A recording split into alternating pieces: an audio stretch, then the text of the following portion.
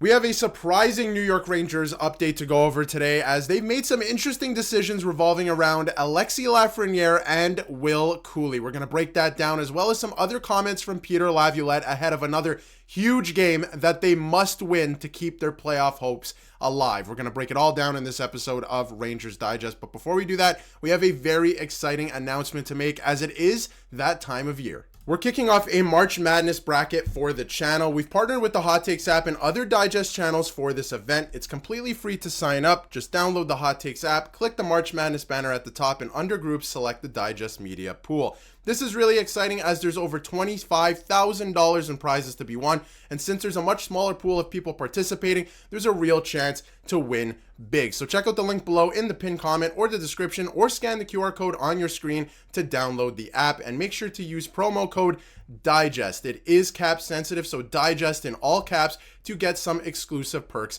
when signing up. The main event round starts on March 16th, and if you have any trouble signing in, there is an email in the description that you can email for help, and we'll get you some help to log in. Thank you again to Hot Takes for partnering with us on this incredible opportunity, and we look forward to seeing you all in the Digest Media pool for your March Madness bracket. Thank you once again to Hot Takes for partnering with us on this awesome opportunity, and we look forward to seeing all of your March Madness brackets in the Digest Media pool. But let's get right into the news today. We have multiple updates to go over, and some are pretty surprising to me. I mean, the first one is Artemi Panarin is hurt. He has returned to New York, and he has an upper body injury and will receive further evaluation and testing. So it looks like this could be something that isn't minor, that he couldn't stay with the team. He's returned to New York, and he's going to be reevaluated. Adam Fox is also again on the ice again in a non-contact sweater, which is good news. So very interesting. Looks like somebody's going to get a chance to get into the lineup over Artemi Panarin, which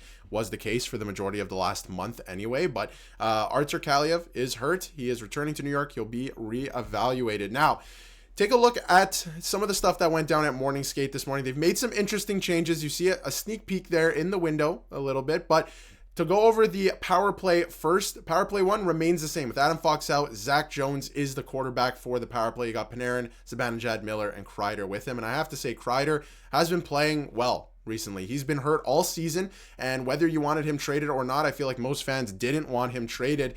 We have to, come to the fact of the matter is that he is injured, right? He's been injured all season, and I feel like the last couple of games specifically, he's actually been playing pretty good and creating chances and backchecking. I thought he was very noticeable against Ottawa, I have to be honest. But anyway, see the sneak peek there. They did make some changes. These are the lines courtesy of Peter Baugh. This is this morning. Panarin, Trocheck, and Cuylle. So Cuylle has been moved up from the second line left wing to the first line right wing, which I think is very interesting. He'll be playing right wing alongside Trocheck and Panarin. Panarin has been on fire as of late, so hopefully he can keep that up tonight against a very good Minnesota Wild team. It's going to be another big test for the team. They have to win this game, but we'll see what happens. Lafreniere has been moved to the second line with Miller and Zibanejad. Now, Miller and Zibanejad, especially Zibanejad, well, not just especially Zibanejad, both of them have been playing well, I think.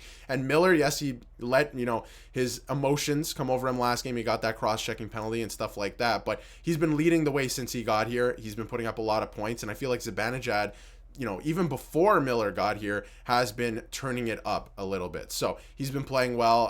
He had a great February, so he's been playing good. Maybe this can get Lafreniere going, or maybe just a shakeup. Like when you're playing with the same guys, you're doing the same things for so long, things can get stale. So maybe just a shakeup will help. But I do still think, like I mentioned in my video yesterday, Laviolette's time could be ticking. I have to be honest, and I hate the idea of flipping through coaches. I hate that, and I think that this core has gotten way too many cracks with way too many different coaches. But that being said, they're getting younger. I wonder if Peter Laviolette's time is ticking. But nonetheless, this is tonight's game. This is the lineup. Not many changes besides that at this point. Kreider is there with Carrick and Berard as well. And honestly, the fourth line has been looking fantastic, so I'm glad that they are still together. And when you look at the defense pairings, same thing. Jones is playing third pairing minutes again, but playing power play one. Very interesting. I'm glad he's getting the shot, though. But like I mentioned earlier, Adam Fox remains in a non-contact jersey. He will not be playing for the foreseeable future, although I think it's a great thing that he is on the ice and he has been skating and traveling with the team. He hasn't been in New York. He's been with the team the entire time, and he's been skating. So a non-contact jersey, but he's been skating the whole time. So it looks like he might not be that far away. He is out indefinitely, right? There's no real timeline for him as far as we know, but it looks like he could somewhat be nearing a return, right? Like, we'll keep tabs on it, but he's been skating. I think that's really good news if you're a Rangers fan. So one other thing I wanted to get into before we wrap up today is Vince Mercogliano has been doing some great work. He has great insight, and this is from the latest New Ice City podcast. And this is a quote from Vince Mercogliano. When we talk about how talented the New York Rangers are, I think that has become overstated in recent years. Very interesting right off the bat there. Just didn't emerge from the rebuild with any true high-end, front-facing, leading the charge kind of guys for your team. And I have to be honest, when you really think about this, and this quote specifically from Vince, I think that he's right. I mean, when you look at Alexis Lafreniere, when you emerge from that rebuild after the letter and everything that happened a couple years ago, right? Yes, you go out and you sign Panarin, and yes, they're a good team. They're a good team, and we saw it last year, right? The last couple of years. I don't mean specifically this year. I just want to correct myself there. But the last couple of years, they're a good team, right? It speaks for themselves. They won the President's Trophy last year, right? You're doing something right. But when you really think about it, Panarin's getting older. They signed him in free agency. They traded for Zibanejad. The only real guy that they've gotten through the draft is Lafreniere, who's been disappointing his entire career. Let's call it what it is. Besides the last half of last year, the playoffs, and the first half of this year. Not even the first half of this year, the first month and a half of this year. So this is true to a degree. They haven't really come out with anybody like that. And he went on to say that has led them to a point where, yes, the New York Rangers have some talent that a lot of other teams around the league would like to have, but not talent that stands above what a lot of the teams around the league have, which I think is true. As a collective group, the last couple of years, they've been good. But now when you look at this, when you trade away Trouba and a couple other key pieces, and a couple guys are injured, like, Chris Kreider, for example, what do you really have? And, some of the guys are underperforming. So obviously they have JT Miller now too, but he is older. So it's going to be very interesting to see how because I feel like something is going to happen this summer. Let me know in the comments if you think something is going to happen this summer, but I feel like they're going to go after a big free agent fish. They're going to try and retool this team in the summer. Chris Drury, there's no way he just left that much cap space on the table for no reason. Like, something is going to give this offseason. So it's going to be very interesting to keep tabs on. The other thing to mention, a couple other players on the ice this morning. Calvin DeHaan, who's been a scratch, was on the ice this morning. Juuso Parssinen also on the ice this morning. We went over him in a previous video as well. And Adam Fox was on the ice as we covered. He is on the IR right now, but he's skating, looking good, so not a bad thing. Also, from Larry Brooks, one last thing before we wrap up, regarding the Rangers, move Mika back to the middle, move Othman up, shift Schneider to the left when Fox returns. I thought this was a great article. I'm not going to go into it. If you want to check it out, go check it out. But some interesting things that I think that Larry Brooks has presented here in terms of lineup decisions. Move Mika back to the center ice position. Don't know if I agree with that one.